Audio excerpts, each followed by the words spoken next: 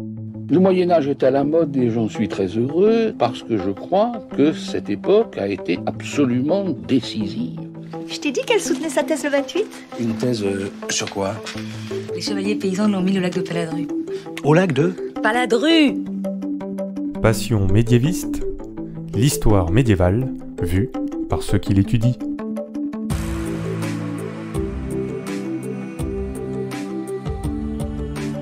Qu'est-ce que vous savez du Moyen-Âge ? Mais d'abord, qu'est-ce que le Moyen-Âge ? Vous pensez peut-être aux tournois de chevalerie, aux cathédrales et aux défrichements, mais ce n'est pas que ça. En général, on dit que c'est une période de 1000 ans, du 5e siècle au 15e siècle. Mais vous l'entendez dans ce podcast, il y a autant de définitions du Moyen-Âge que de médiévistes. Je m'appelle Fanny Cohen-Moreau et dans ce podcast, je reçois des jeunes médiévistes, des personnes qui étudient le Moyen-Âge en master ou en thèse, pour qu'ils vous racontent leurs recherches passionnantes et qu'ils vous donnent envie d'en savoir plus sur cette belle période. Épisode 80, Clémentine et les boulangers-pâtissiers au Moyen-Âge, c'est parti. Excuse-moi, mais il y a des gens que ça intéresse ? Après l'épisode sur les marchands, il y a 2 épisodes qui avaient été enregistrés en live et en public à Toulouse. Aujourd'hui, je vous propose de découvrir une autre profession du Moyen-Âge qui existe encore de nos jours.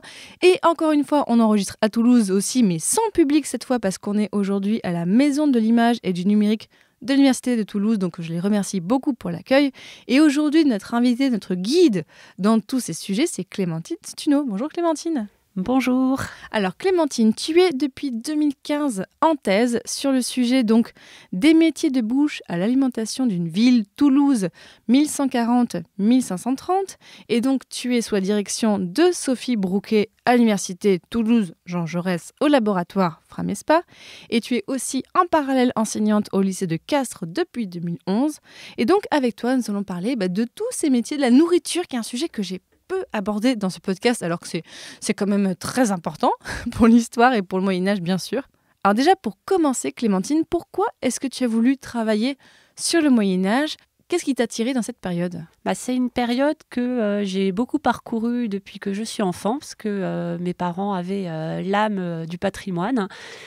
Et on est allé visiter des châteaux, des églises, tout le temps qu'on était en vacances ensemble. Je suis aussi une grande lectrice, ma mère également. Elle m'a fait découvrir des livres comme La Chambre des Dames de Jeanne Bourrin. Et moi, ce que j'ai adoré vraiment, c'était cette ambiance qui était à la fois dépaysante, parce qu'on ne vit plus du tout de la même manière aujourd'hui, et en même temps qui a laissé une trace dans l'architecture de nos villes, dans les châteaux, voilà. Vraiment, c'est une période que j'avais aussi à cœur avec toutes les fêtes médiévales qui se sont développées là, ces dernières années. Pour moi, ça a toujours été une période dans laquelle je vivais à moitié, finalement, d'une certaine manière. Je comprends, c'est aussi des raisons qui me parlent. Alors, pourquoi est-ce que tu as voulu travailler sur les boulangers-pâtissiers au Moyen-Âge ? Pourquoi tu as choisi ce sujet ? Alors, j'ai une thèse qui est beaucoup plus large, parce que l'intérêt de la ville de Toulouse, c'est que c'est quand même suffisamment petit pour pouvoir travailler sur plein de métiers en même temps, contrairement à Paris où là on serait obligé de se spécialiser comme certains l'ont fait par exemple sur les bouchers. Parce qu'il y a trop d'archives et tout ça. Voilà, beaucoup trop d'archives. Donc moi le but c'était vraiment de faire le tour de qu'est-ce qu'on mangeait à Toulouse et quelles étaient les personnes qui permettaient à la ville de se nourrir. Je voulais à la base en fait travailler sur une ville au Moyen-Âge parce qu'on parle beaucoup des campagnes, beaucoup de la féodalité. Mais le monde urbain, c'est 10% de la population et finalement, ça reste assez mal connu. Les études sur les villes, elles se sont beaucoup développées dans les années 60-70 et ensuite plus rien. Et par exemple, sur Toulouse, on a des sommes importantes dans les années 60. On a quelques étudiants jusqu'au début des années 70 qui ont poursuivi les travaux, par exemple, de Philippe Wolff. Et depuis, plus rien. Et donc j'étais, étudiante en licence un jour lors d'un cours de Sophie Brouquet, qui est ma directrice de recherche. Et elle nous faisait justement un cours sur les villes au Moyen-Âge. Et elle nous a dit, à la fin d'une heure de cours normale, il y a très peu de travaux actuellement sur les métiers. Ça a été beaucoup fait dans les années 60. Et là, ça fait 50 ans qu'on attend la suite. Et donc je suis allée la voir à la fin du cours. Et je lui ai dit, moi, la suite, je la ferais bien, en fait. Ça m'intéresse. Déjà en licence, tu avais envie ? Alors, en licence, non, je me trompe, c'était en master. Ah, quand même, voilà. Parce qu'en fait, j'ai fait d'abord un mémoire de master sous la même direction, mais à l'époque, je voulais travailler sur l'histoire des femmes. Et comme je voulais travailler sur les livres également, je me suis retrouvée à travailler sur l'image de la femme dans les livres conservés à la bibliothèque de Toulouse. Et finalement, il n'y avait que des images de la Vierge, presque. Donc j'ai un peu redondant, quoi. Voilà, j'ai dévié petit à petit vers le culte marial. Et à la fin du master, j'avais moins envie. Mais c'était en master 1, oui, que j'ai eu cette discussion avec ma directrice. Donc oui, tu travailles sur beaucoup de métiers, mais on a choisi aujourd'hui de se concentrer seulement sur les boulangers-pâtissiers parce qu'on ne peut pas parler de tout. Désolée, c'est frustrant, je sais. Mais déjà, dans ta thèse, qu'est-ce que tu veux montrer sur ces boulangers-pâtissiers pour nous teaser un petit peu le reste de l'épisode ? Alors l'idée, c'est qu'à Toulouse, les boulangers, c'est pas comme aujourd'hui. C'est-à-dire qu'il y a une division du travail qui est beaucoup plus importante. Les boulangers ne cuisent pas le pain. En fait, ce sont les fourniers qui cuisent le pain des boulangers et eux, ils n'ont absolument pas le droit de cuire leur pain, sachant que le nom qu'ils ont à l'époque en occitan, c'est pancossier. Le terme de pancossier, c'est un terme générique en occitan qui désigne le boulanger dans toutes les villes où on parle l'occitan. Mais à Toulouse, il y a cette particularité que pour éviter les incendies notamment, on a refusé aux boulangers de cuire le pain. Et ça revient jusqu'à la fin du XVe siècle. Ils se battent à plusieurs reprises pour essayer d'obtenir ce droit et on le leur refuse systématiquement. Mais après, il y a la norme d'une part et la pratique de l'autre. C'est-à-dire qu'en fait, on a quand même des boulangers qui font fi de cette réglementation, qui cuisent le pain et qui déclenchent un énorme incendie en 1463 qui a ravagé les 3/4 de la cité. Mais non! Et si. Oh là là, bon, tu vas nous raconter tout ça en détail. Alors déjà, on plante un petit peu le décor. Je l'ai dit un petit peu, tu travailles sur une très longue période, mais pourquoi tu as choisi ce cadre et on est où géographiquement ? Bon, on est à Toulouse, mais resitue-nous un petit peu, où est-ce qu'on est ? Oui, alors Toulouse, c'est beaucoup plus petit que ça ne l'est aujourd'hui, bien sûr. On est au maximum à 45 000 habitants avant la peste noire, donc avant le XIVe siècle. Et après, on va tomber à 30 000 habitants, voire 25 000 dans les estimations les plus pessimistes.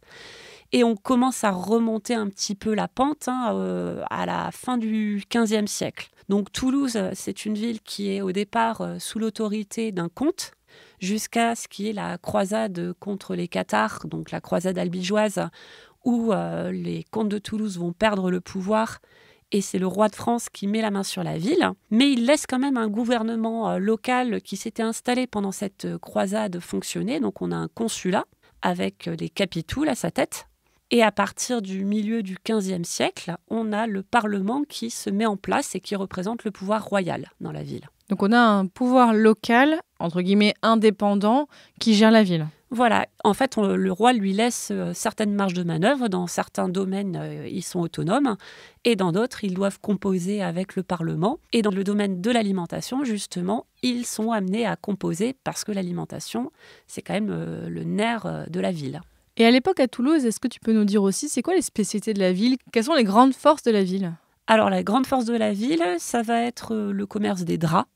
Ça va être le pastel à partir du XVe siècle. Et c'est ça qui, justement, après la période de la peste noire, après la période de la guerre de 100 ans, donc qui marque le XIVe siècle et le début du XVe siècle, la ville, elle est exsangue. Et à partir du moment où on a le pastel qui se développe, le Parlement qui s'installe au milieu du XVe siècle, là, on va avoir un renouveau et un siècle d'or jusqu'à le milieu du XVIe siècle. D'accord, donc toi tu as étudié un petit peu tous ces siècles-là. Alors, on va commencer déjà, avant de parler en détail des métiers, déjà on va faire un point sur le pain. Parce que le pain, vraiment, est-ce que tu peux nous rappeler pourquoi est-ce que c'était très important le pain au Moyen-Âge ? Alors le pain, c'est vraiment la base de l'alimentation. En fait, ce qui va accompagner le pain, la viande, les légumes, les fruits, on l'appelle le companagium à l'époque, pour dire le companage, c'est ce qui accompagne le pain. Le pain, c'est vraiment central. Alors sur Toulouse, on a estimé dans un collège qui abritait des étudiants pauvres que chaque étudiant mangeait à peu près 700 grammes de pain par jour. Par jour ? Oui. Ah oui. Sachant que c'est une estimation qui est assez faible par rapport à ce qui a été trouvé en Provence, où on pourrait monter jusqu'à 1,5 kg par jour. Mais on mangeait que ça ou on mangeait autre chose ? Alors, plus on est riche, plus on va pouvoir manger autre chose. donc principalement de la viande. On va manger aussi des épices. Plus on a les moyens d'en acquérir et de montrer comme ça sa fortune, plus on achète d'épices. Et après, les légumes, ça va être plus réservé aux couches populaires, alors que les fruits qui se conservent moins bien sont plus une alimentation des élites. Le tout étant arrosé de vin, parfois coupé d'eau. Et il y a aussi de la bière, il me semble. Alors à Toulouse, non. On a une production locale qui est très importante au XIVe siècle. Et au XVe siècle, on va plus aller chercher du vin à Gaillac, par exemple. On s'éloigne un tout petit peu. Et le pain, à l'époque, à partir de quelle céréale est-ce qu'il est fait? Alors il y a plusieurs types de pain. On va avoir soit le pain blanc, c'est le pain de base des élites, on va dire, qui là est fait de pur froment. On a le pain bis qu'on appelle le pain à Incorse à Toulouse, où là on va mélanger moitié froment, moitié métail. C'est un mélange de céréales dans lequel on va avoir du blé, mais sans savoir trop quel type de froment, et du seigle. Et on a également un troisième pain qui est un pain de luxe qu'on a pour les grandes occasions, qu'on appelle le pain mouflé. Mouflé? Oui, mouflé ou mouflé. Et qui va être fait à partir d'une variété de blé qui est très tendre. Donc on a vraiment une farine de qualité supérieure. Alors là, c'est une question que j'ai eue aussi par le Discord de Passion Médiéviste, donc l'espace où les auditeurs me donnent des idées de questions. Comment est-ce qu'on faisait monter le pain, et lever le pain au Moyen-Âge? Est-ce que c'est à la levure? Est-ce que c'est au levain? Comment ça se passe? Alors a priori, je dirais que c'est au levain, mais on n'a pas de source qui l'écrit. D'accord. Ce qu'il faisait surtout, c'est que donc, le boulanger fabrique la pâte, c'est-à-dire qu'il va acheter du grain sur le marché, il l'amène au moulin pour le moudre, il le récupère une fois que le meunier l'a moulu, et ensuite il va fabriquer la pâte en additionnant avec de l'eau et du sel dans ce qu'on appelle une mée, qui est un grand récipient comme une baignoire, on pourrait dire aujourd'hui. Cette pâte, une fois qu'elle a été travaillée, il la façonne en miche, et ces boules sont placées sur des planches recouvertes de drap et de farine, et on va ensuite les couvrir de peau pour permettre que l'eau ne s'évapore pas trop. Des pots POT? Non, des peaux d'animaux. Ah, des pots d'animaux? Oui, okay. Des peaux d'animaux, donc ça maintient l'humidité, ça évite qu'elle s'évente. Et ensuite, une fois que la boule a suffisamment levé, on va placer un poids par-dessus pour vérifier si le poids rentre trop dedans, c'est qu'il y a trop d'eau. On va éviter également qu'il y ait trop de farine, donc on doit pouvoir prendre la boule sans que la farine se décolle. Et ces boules de pâte sont ensuite emmenées au fournier qui est chargé de les faire cuire. Mais il me semblait aussi que le pain pouvait être beaucoup fait par les familles et les paysans eux-mêmes au Moyen-Âge. Alors, est-ce que tu saurais dire à partir de quand est-ce qu'on voit des boulangers professionnels s'installer au Moyen-Âge? Oui, alors pendant tout le Moyen-Âge, on continue à avoir des gens qui font leur pain à leur domicile. Il y a des mets justement dans pas mal de maisons et les gens le font cuire aussi par le fournier. Les boulangers, ils vont apparaître, alors au tout début du XIIIe siècle, on mentionne des panetières dans une ordonnance consulaire. Et il faut attendre la fin du XIIIe siècle, donc en 1290, pour voir apparaître une corporation de boulangers. Donc on a des statuts de métier pour des pancossiers en 1290. Et là, c'est vraiment un groupe professionnel qui est apparu. Et alors, on va parler des pâtisseries après, mais déjà, on peut parler des boulangers-pâtissiers parce qu'il me semble que ça va ensemble. Comment est-ce qu'on devenait boulanger-pâtissier au Moyen-Âge?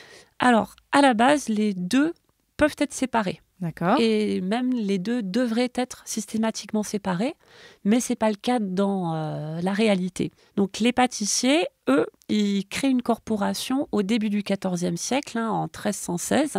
On a des statuts aussi pour les pâtissiers. Donc normalement, c'est vraiment deux groupes professionnels différents. Sauf qu'à plusieurs reprises, dans les sources, on a des personnes qui vont être les deux à la fois. Soit qui peuvent apparaître dans les actes comme boulanger-pâtissier, donc pancossier-pâtissier, soit qui vont être reçus une première année comme boulanger et puis quelques mois ou quelques années après comme pâtissier officiellement dans la corporation. Ou alors qui, suivant les années, dans les sources, apparaissent comme l'un ou comme l'autre. Donc on a vraiment plusieurs cas de figure possibles. Alors pour devenir pâtissier ou boulanger, on va suivre des itinéraires qui sont assez semblables. Dans un premier temps, il suffit juste de payer une certaine somme à la ville. Toujours une histoire d'argent. Voilà. Donc n'importe qui peut exercer l'un ou l'autre de ces deux métiers du moment qu'il paye. Alors pour les pâtissiers, il n'y a pas de somme précisée. Pour les boulangers, on va être à 2 livres, par exemple, à la fin du XIVe siècle, et on est passé à 5 livres au début du XVIe siècle. Donc, il faut juste payer, mais il n'y a pas besoin d'avoir une formation, il n'y a pas besoin... Enfin, tant qu'on paye, ça va. Au tout début, oui. Et dans Ok. certains métiers, ça va rester comme ça. Par exemple, les fourniers, les fougassiers, ça reste comme ça. Par contre, petit à petit, on va voir d'autres conditions apparaître chez les boulangers et les pâtissiers. Il va falloir faire un apprentissage. Donc là, les statuts de métier, le règlement des métiers prévoit 3 ans pour les deux. Si on regarde les contrats d'apprentissage des gens qui se sont effectivement embauchés auprès d'un maître pour apprendre le métier, on a des durées plus variables que ça, mais ça c'est très classique au Moyen-Âge. Ça va de 2 à 4 ans.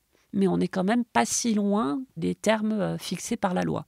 Et puis, une fois cet apprentissage réalisé, il faut passer un examen devant les représentants du métier, qu'on appelle les bails à Toulouse. Donc, les boulangers vont devoir réaliser 2 pains blancs et 2 pains bis pour montrer qu'ils savent faire les préparations de leur métier. Les pâtissiers, c'est là que c'est plus compliqué et qu'il va falloir parler de pâtisserie, justement.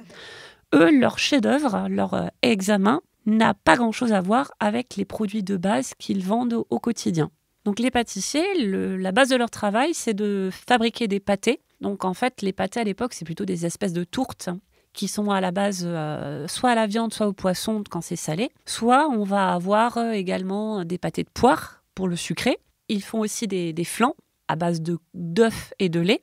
Et ils vont faire des espèces de gaufres de pâtisserie cuite entre 2 fers qu'on va appeler par exemple des oublis ou des gnôles. Ça, c'est ce qu'ils vendent au quotidien. Et on ne l'a pas dans le chef-d'œuvre. D'accord. Par contre, dans le chef-d'œuvre, on va avoir des préparations beaucoup plus élaborées. On va avoir des darioles à la crème, des fleurs de lys et des dauphins. Oh. Donc on ne sait pas exactement en quoi ça consiste, mais on voit là le côté pouvoir royal qui est un peu manifesté ici. Ils vont faire des tartes spéciales, des tartes d'Angleterre, ça s'appelle, ou d'Allemagne.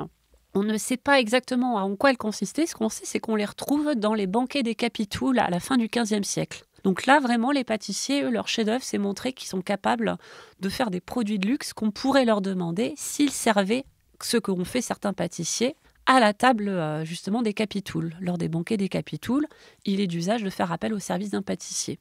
Et quand on est boulanger ou pâtissier, donc à Toulouse au Moyen-Âge, est-ce que c'est plutôt une bonne place sociale? Est-ce que c'est une bonne situation? Alors, c'est une situation moyenne, Ah. en fait, je dirais. Dans les métiers de l'alimentation, la meilleure situation, c'est le métier d'épicier. Parce Oui, qu'on a besoin d'avoir des ressources financières énormes pour se procurer ces épices. Et c'est également les bouchers qui doivent acheter des troupeaux entiers pour ensuite les débiter à la bête aux clients. Les pâtissiers sont un petit peu mieux lotis que les boulangers dans le sens où eux, ils ont un four chez eux. Le four de pâtissier n'est pas la même chose que le four du fournier. Ah, ok. Donc c'est vraiment un équipement qui coûte cher à entretenir également. Il y a le besoin de régulièrement le réparer. Et les pâtissiers, donc, ont souvent des maisons qui sont un petit peu plus cossues que celles des boulangers. Mais après, à Toulouse, on n'a pas gardé énormément de sources permettant vraiment de voir ces maisons. Ce qu'on a, c'est ce qu'on appelle des inventaires après décès, où on va recenser les biens qui ont été laissés par un défunt à ses héritiers mineurs. Oui, donc là, ça permet d'avoir un petit peu un aperçu des possessions et de la vie de cette personne. Voilà, c'est ça. On voit que les boulangers ont quelques ressources parce que sinon, il n'y aurait pas de raison de faire des inventaires. Mais ça reste quand même des maisons avec moins de pièces, moins de possessions à l'intérieur que dans d'autres métiers. Et tu as parlé de la formation. Est-ce que c'était aussi un métier familial? Est-ce qu'on voit communément des boulangers de père en fils ou pas forcément? On en a quelques-uns. Ça arrive qu'on puisse les retracer sur 3 générations. Pour les bouchers, ça va être beaucoup plus important. Et pour les pâtissiers, on a un tout petit peu aussi comme les boulangers. Donc c'est pas systématique. C'est pas systématique, non.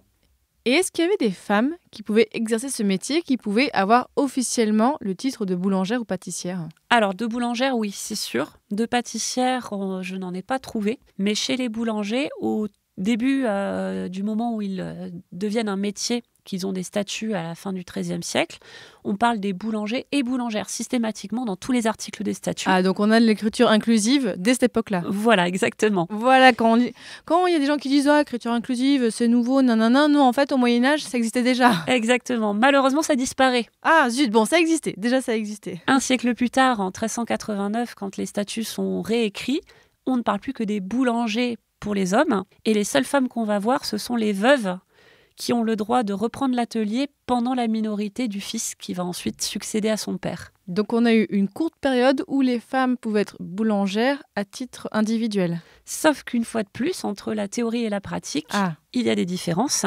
Au milieu du XVe siècle, quand on regarde les personnes qui s'enregistrent auprès de la municipalité dans les différents métiers, on a 2 boulangères. Et on sait pour l'une qu'elle était femme d'un notaire. Donc elle exerçait vraiment en son nom propre. Oui, sans être femme de boulanger. Voilà.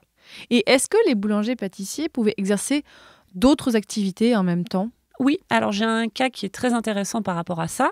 J'en ai un qui est à la fois, bien sûr, boulanger et pâtissier, mais en plus de ça, il est également aubergiste ou tavernier. C'est-à-dire qu'il va avoir des activités de traiteur à domicile et même proposer des chambres dans sa maison. C'est cohérent, c'est des activités cohérentes entre elles. Oui. Après, le souci qu'on a, c'est qu'il faudrait pister chaque nom dans les registres notariés, justement. Si une personne apparaît tantôt comme un boulanger, tantôt comme un maréchal ferrant, on ne le trouvera pas parce qu'on cherche boulanger, on ne cherche pas maréchal ferrant. Donc il faudrait faire une base de données, en fait, sur toutes les archives notariées de Toulouse, ce qui demanderait un travail d'équipe énorme. Ouais, j'imagine. Qu'est-ce que c'est ce machin ? C'est une tarte aux myrtilles. Pourquoi elle vous revient pas ? Mais ça va, pourquoi vous m'agressez ? Parce que vous regardez ça comme si c'était du purin. Mais qu'est-ce que ça peut vous foutre ? De toute façon, c'est pas vous qui l'avez faite, si ? Bah si, justement, c'est moi. Ah bon ? Il a passé la matinée. Vous faites des tartes ou maintenant ? Et alors, faut un permis ? La vache, ça vous rend pas aimable en tout cas, hein ? Il va y avoir 80 larbins au château et c'est vous qui tapez la tambouille ? Ça me détend.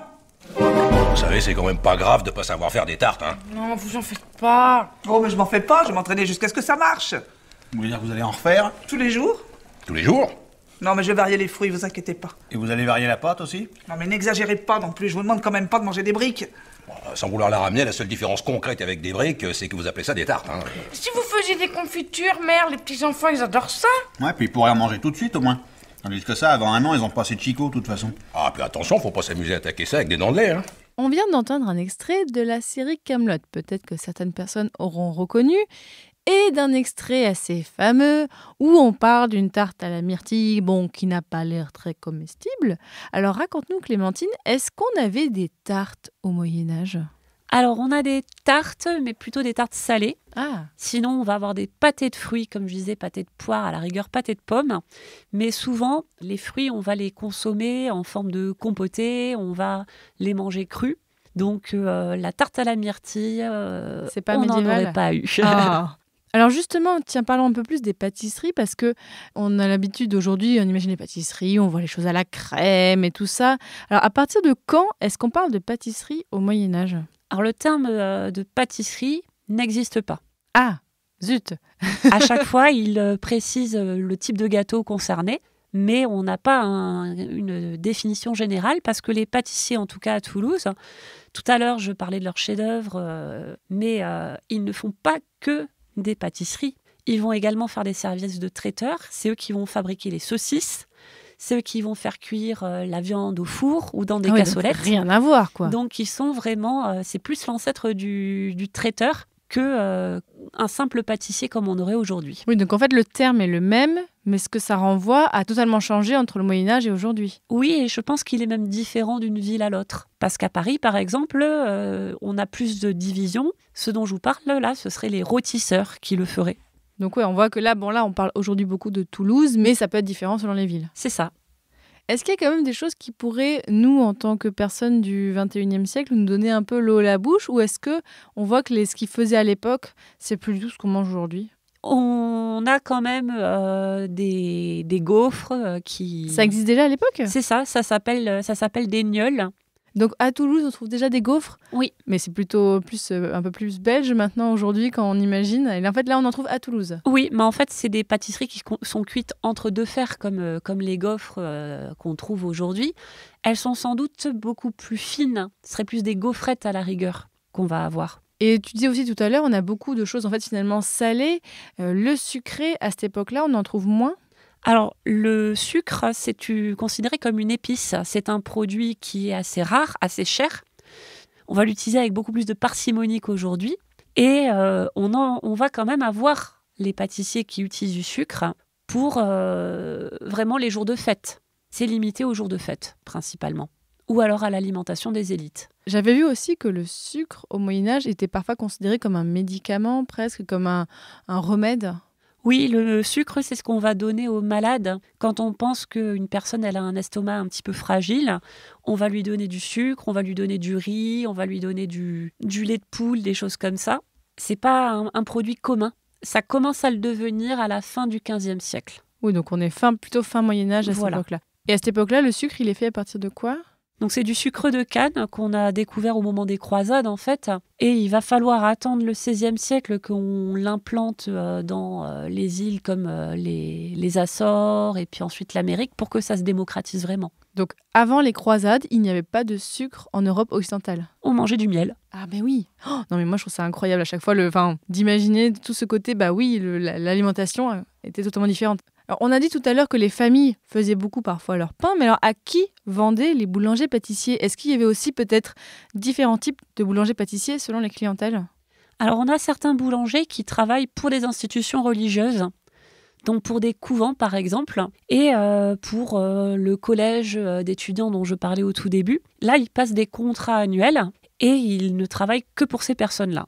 Les pâtissiers, eux, on va les retrouver travailler pour les capitouls, avec également certains boulangers. En dehors de ça, on ne connaît pas la clientèle de ces personnes. On n'a pas gardé de livre de compte de boulanger ou de pâtissier qui nous dirait « j'ai vendu tant à un tel ».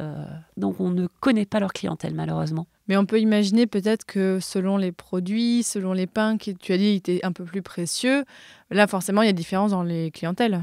Eh bien, on a des maisons très aisées qui ont de quoi faire le pain elles-mêmes. Et on a également ça chez des personnes des classes moyennes, on en trouve un peu partout. Donc c'est très difficile de dire à qui ça pouvait s'adresser.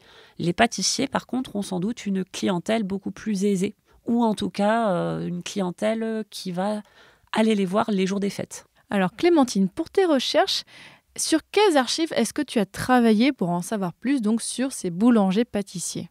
Alors moi, j'ai commencé par travailler sur les sources réglementaires parce que c'était les plus faciles à trouver, elles avaient été bien référencées. Donc les sources réglementaires, ça va être toute la réglementation d'abord des comptes pour autoriser la pratique de certains métiers dans leur ville. Donc là, c'est vraiment les autorisations, les choses très formelles. C'est ça. On a les règlements ensuite faits par la municipalité de chaque métier. Et puis, on va avoir aussi des règlements plus ponctuels quand on a une épidémie, par exemple, dire pendant 2 mois, on n'a plus le droit de vendre de viande passé telle heure, 10 heures du matin. Donc, beaucoup de choses qui concernent les horaires d'ouverture des halles, les durées de conservation de la viande en été, ce genre de choses.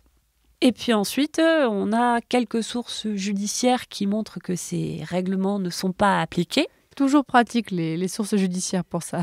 Mais malheureusement, à Toulouse, on en a très peu. J'ai une petite dizaine de textes. Est-ce que c'est parce qu'il était très sage ou c'est un manque de conservation à ton avis ? Oui, c'est un manque de conservation. On n'a pas gardé grand-chose de la justice municipale de premier niveau. Donc on a les appels auprès du Parlement. Mais là, il faut vraiment que ça prenne des proportions importantes.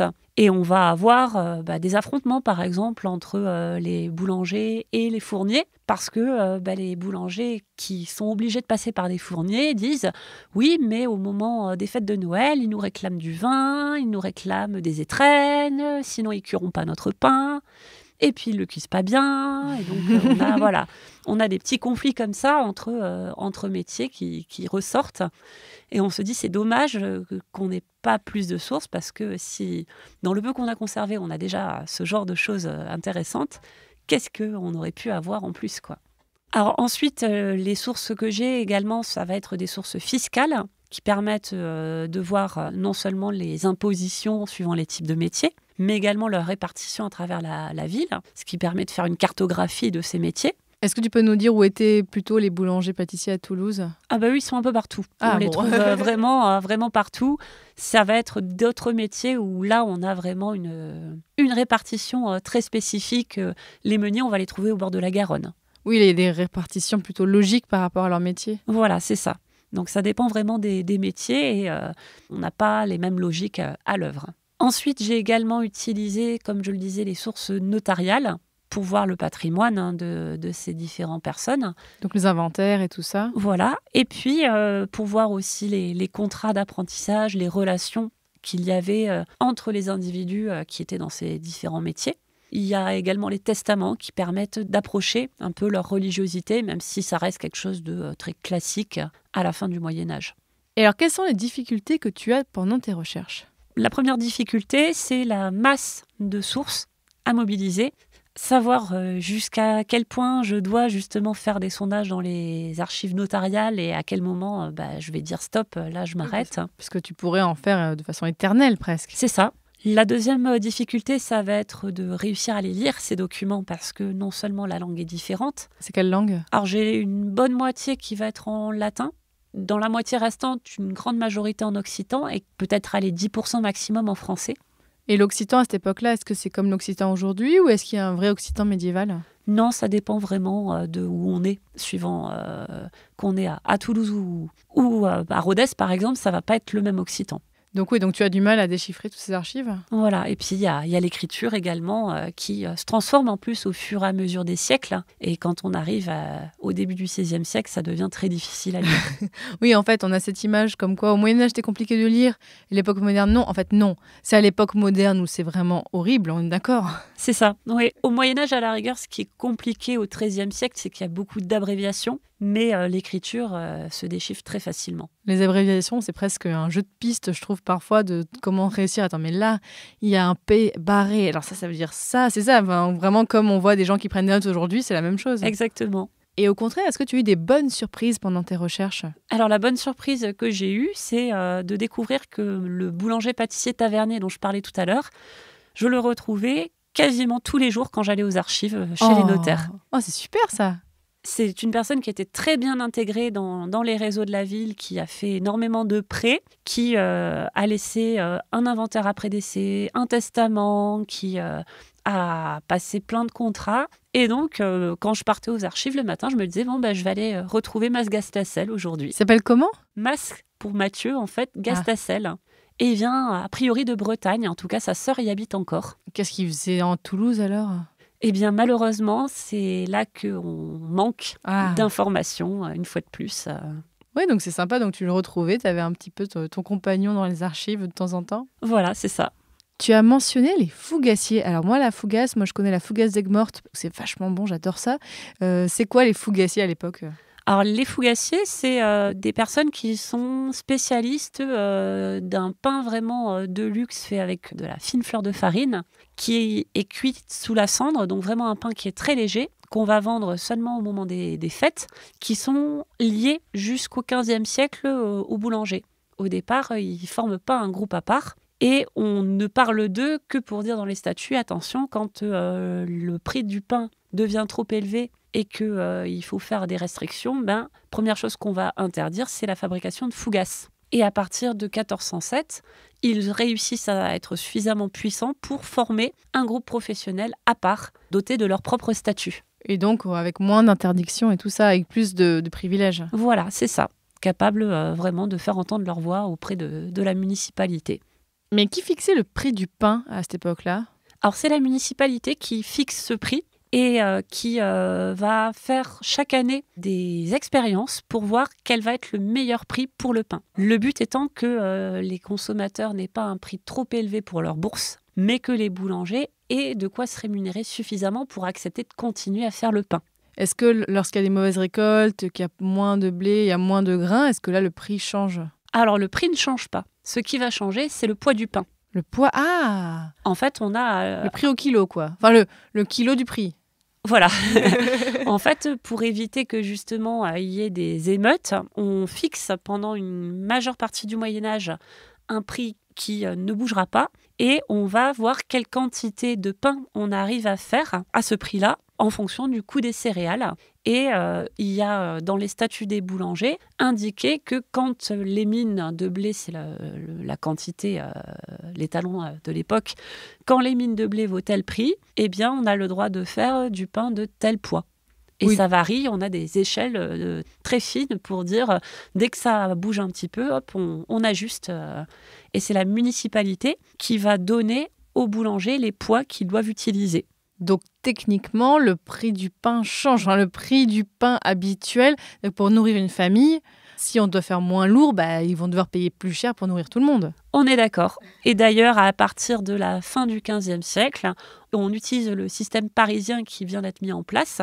Et désormais, le poids ne bouge plus. C'est le prix qui va changer. Et il est précisé à ce moment-là que le pain bis doit toujours faire le double du poids du pain blanc. D'accord, oui, c'est assez précis. Voilà, c'est vraiment très très précis. Mais tout simplement parce qu'on veut éviter les émeutes dans la ville. D'ailleurs, je renvoie, alors, si on veut voir comment ça peut donner quelques années plus tard, quelques siècles plus tard, à l'épisode 34 de Passion moderniste, où j'ai fait un épisode en fait où on voit la place des femmes dans les révoltes rurales au XVIIIe siècle, et on voit que le pain et le prix du pain est encore quelque chose de très important. On le verra jusqu'à la Révolution française de la fin du XVIIIe. Et Clémentine, alors d'après ce que j'ai compris, tu vas peut-être pouvoir soutenir ta thèse dans quelques mois au moment où on enregistre cet épisode, mais actuellement tu travailles sur quel sujet dans ta thèse ? Là, je suis en train de rédiger les derniers chapitres où je parle justement de la table des consuls. Qu'est-ce qu'on y mangeait ? Quels étaient les repas en fait des Toulousains au XVe et au début du XVIe siècle ? Et quel était le rôle politique de la nourriture ? Comment c'était employé pour montrer à la fois la supériorité sociale et politique des capitouls par rapport au reste de la population, et notamment par rapport aux représentants du pouvoir royal. Tu me donnes envie de faire des épisodes juste sur ce sujet. Peut-être qu'on te reverra dans des épisodes parce que c'est passionnant. Et je voulais te demander aussi, parce que donc, je l'ai dit au début, tu fais ta thèse et en même temps, donc tu es enseignante. Comment ça se passe, le fait de jongler entre ces deux activités pour toi ? Alors, ça n'a pas toujours été simple parce que chacune demande beaucoup de temps. Et il a fallu réussir à aménager mon emploi du temps pour les faire rentrer tous les deux. Ce qui a bien aidé, c'est quand j'ai pu avoir un temps partiel de la part du rectorat, ce qui n'a pas été le cas pendant toute la durée de la thèse. Oui, parce que là, tu es en thèse depuis 2015, ce qui fait donc à peu près 8 ans.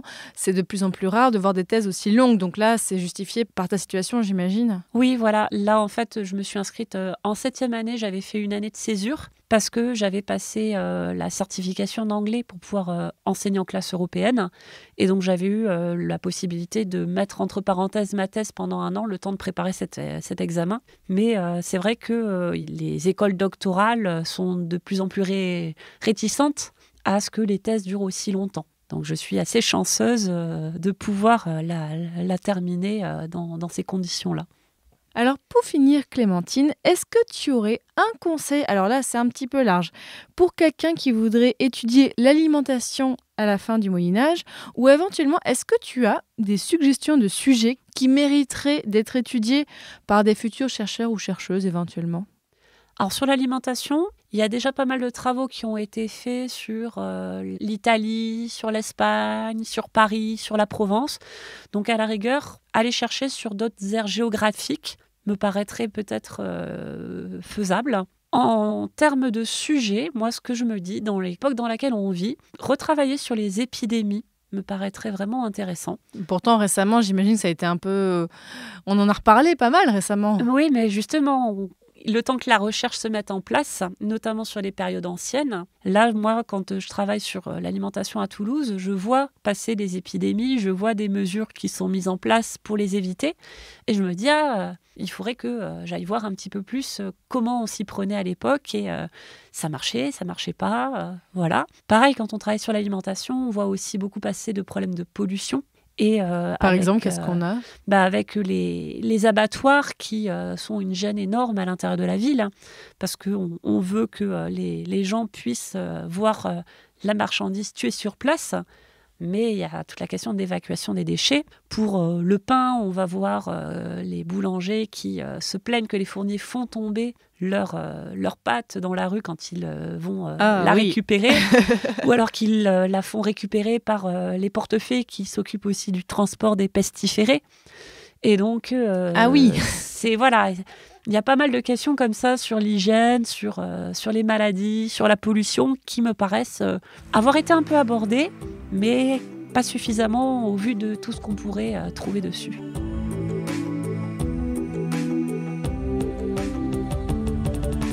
Maintenant, chers auditeurs et auditrices, vous en savez beaucoup plus sur le pain et sur les boulangers-pâtissiers à la fin du Moyen-Âge. Donc merci beaucoup Clémentine Stuno, c'était passionnant et bon courage pour la fin de ta thèse. Merci beaucoup. Alors auditeurs, auditrices, vous le savez comme d'habitude, si vous voulez en savoir plus sur l'épisode du jour, eh bien allez voir sur mon site passionmédiéviste.fr, il y aura un article qui accompagne cet épisode. Et aussi, si le sujet du jour vous a intéressé, alors je vous conseille d'aller écouter d'autres de mes épisodes. On avait donc l'épisode 59 sur les moulins à Paris, donc là où on a parlé beaucoup de comment était fait le pain, mais pas que au Moyen-Âge. Sur les métiers, eh bien donc j'en ai parlé, il y a l'épisode 78 sur les marchands. Et sur la nourriture, j'ai fait un épisode notamment, l'épisode 64, sur les livres de recettes. Donc allez voir tout ça sur mon site passionmédiéviste.fr. Et profitez d'être sur mon site pour aller voir donc mes autres podcasts Passion Antiquité et Passion Moderniste, parce que voilà, oui, je sors beaucoup de podcasts, il y en a vraiment beaucoup, j'en sors au moins 3 ou 4 épisodes par mois en général. Donc si vous voulez soutenir mon podcast et m'aider à le développer, bien déjà parlez du podcast autour de vous, voilà, à tous vos amis, sur internet, sur les réseaux sociaux, alors Passion Médiéviste et sur Twitter, Facebook et Instagram. Donc n'hésitez pas, vraiment, moi ça fera toujours plaisir, parce que si chaque personne qui écoute ce podcast arrive à convaincre une autre personne, à la fin, ce serait génial. Donc vraiment, parlez du podcast autour de vous. Et si vous voulez m'aider à me soutenir financièrement, alors vous pouvez retrouver comment faire sur passionmédiéviste.fr/soutenir. Je vous explique comment faire. Parce que grâce aux dons des auditeurs auditrices et donc aux mécènes, parce que c'est une forme de mécénat, donc je peux maintenant vivre à mi-temps du podcast, en plus de mes autres activités de freelance et compagnie. Bref, je ne vais pas raconter ma vie, mais vraiment je les remercie beaucoup, parce que dites-vous que si vous voulez me soutenir, c'est comme si vous m'offriez un café. Alors moi j'aime pas le café, donc ce serait plutôt comme si vous me payiez un thé ou un chocolat chaud par mois, et vraiment ça m'aiderait beaucoup, ça ferait un petit coup de pouce. Et donc d'ailleurs ce mois-ci, je tiens à remercier Franck, Léa, Zoé, Karine, Fanny, Rachel et Tristan. Merci beaucoup à ces personnes de m'aider à faire Passion Médiéviste. Et dans le prochain épisode de Passion Médiéviste, on parlera d'art gothique. Salut!